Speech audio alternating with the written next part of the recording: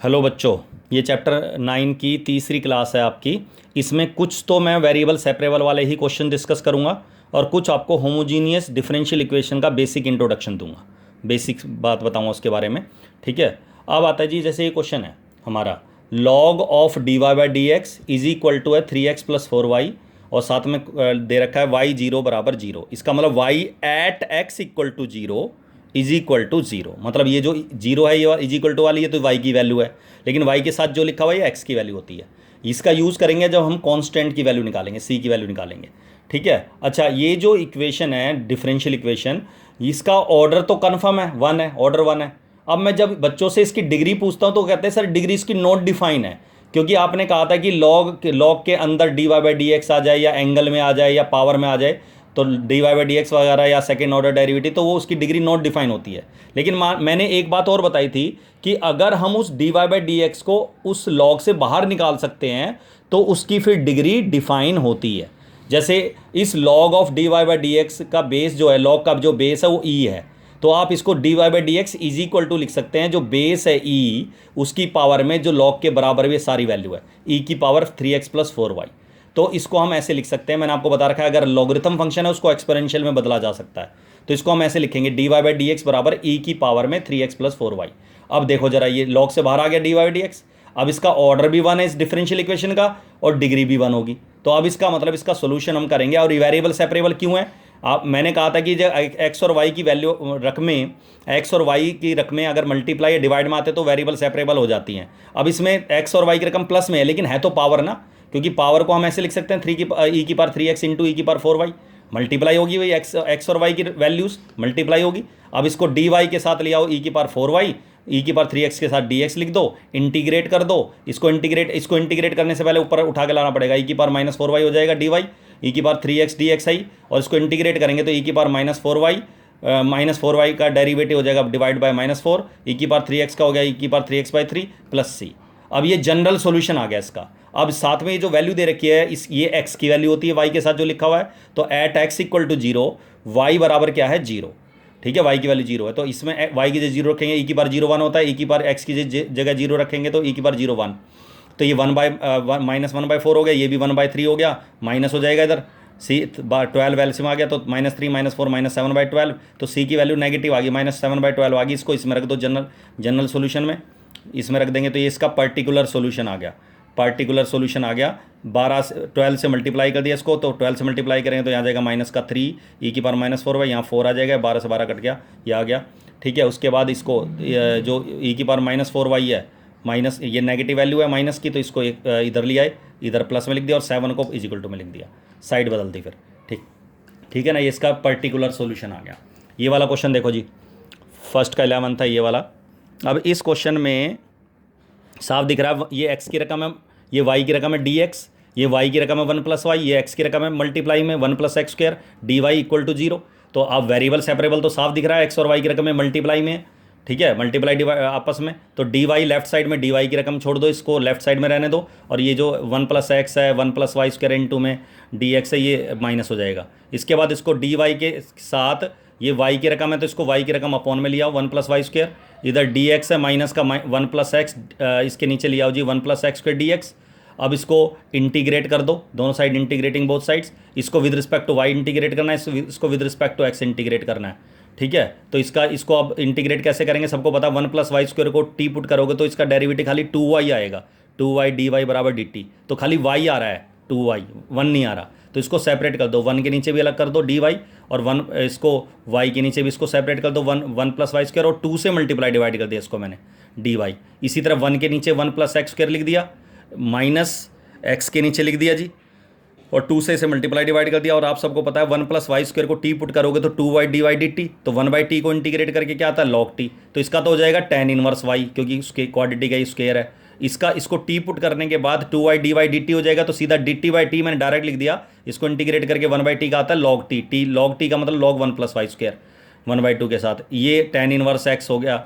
ये हो गया जी वही सेम, इसको u पुट करोगे 1 + x² को u, तो 2x dx du, तो ये 1/u का हो जाएगा log u, तो log u आ गया प्लस सी। उसके बाद ये दोनों जो tan इनवर्स y की रकम लिखी, फिर tan इनवर्स x प्लस हो जाएगा लेफ्ट साइड में, और ये रकम इधर प्लस लाएंगे तो 1/2 कॉमन आ जाएगा। 1/2 कॉमन लेंगे तो फॉर्मूला बन जाएगा log a plus log b, क्योंकि ये प्लस हो जाएगा।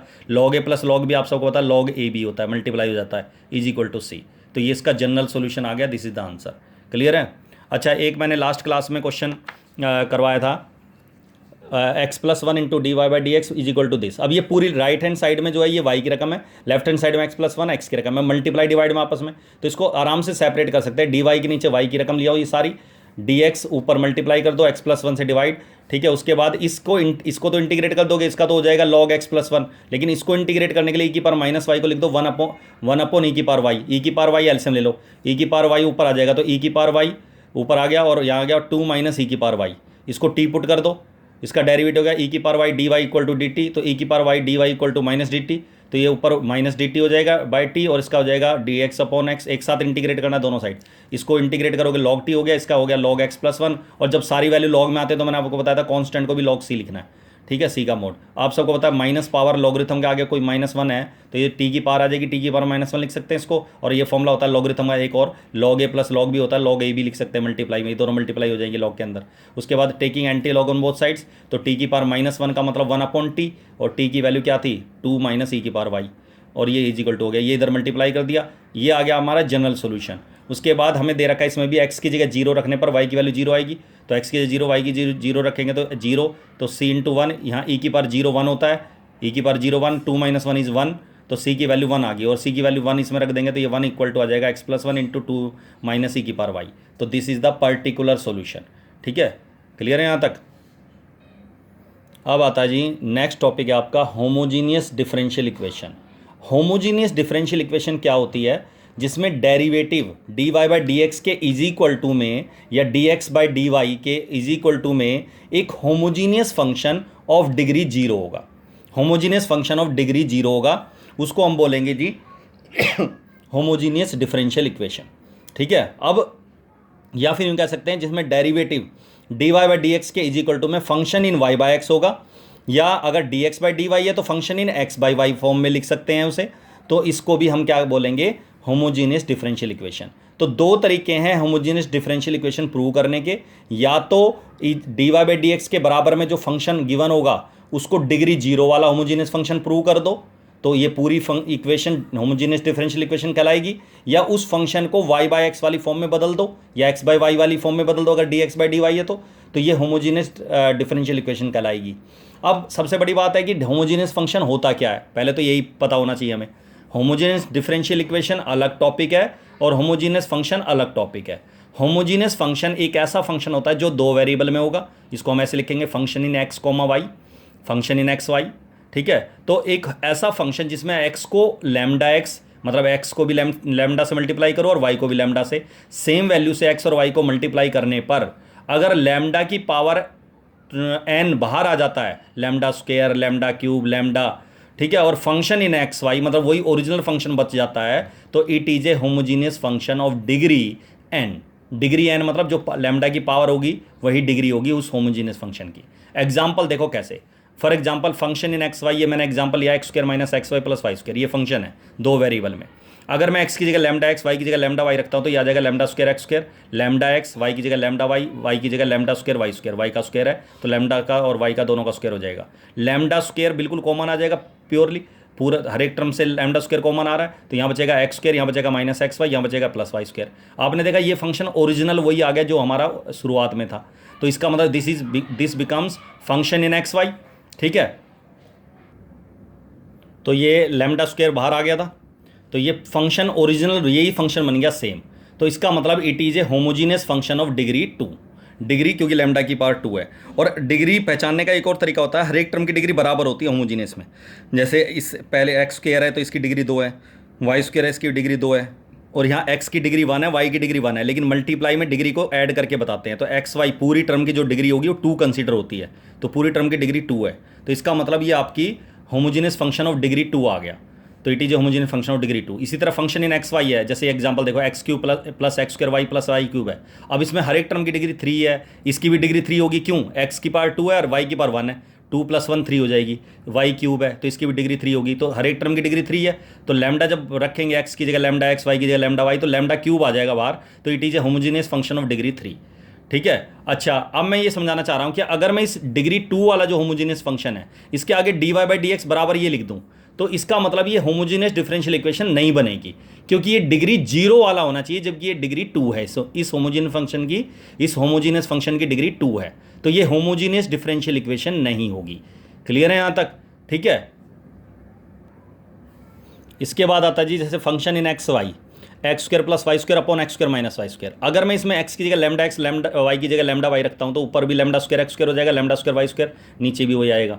अब इसमें ऊपर भी लैम्डा स्क्वायर कॉमन आके नीचे से भी लैम्डा स्क्वायर कॉमन आके कट जाएगा, लैम्डा की बार 0 बचेगी।